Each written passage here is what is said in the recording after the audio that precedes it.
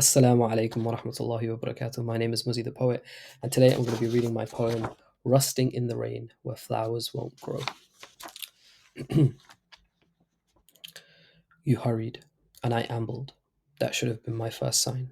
You stopped intermittently when to take in art takes time, when to take in love takes life force, life energy, of which mine you drained. I couldn't help but force my head to look straight when all I wanted was to break my eyeline and take you in instead of the paint. You hurried, and I ambled. That should have been my first sign. I had got to know you well enough to know that you were someone I wanted. What tears of yours did you have to dry when from over me you took your umbrella and left me at the mercy of the sky, such that now my feelings for you are becoming rusted? You told me you weren't looking for anything, and yet looking at me you were in awe.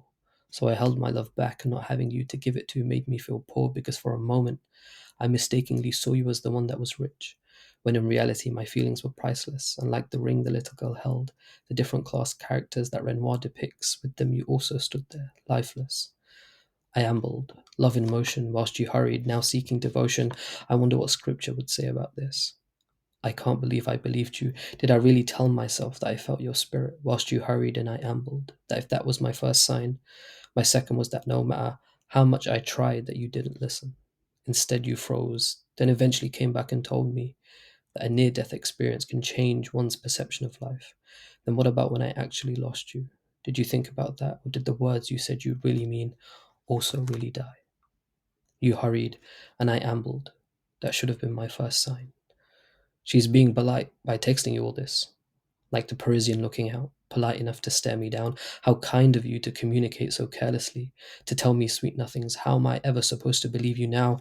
You wished me well, and you told me you'd take care of flowers dried to preserve beauty, but all you did was bruise me. Forgetting loose petals, feed the gardener by giving back to his crop. I would have written for you until I could no longer write, but like you asked, the message will now stop. Thank you for listening.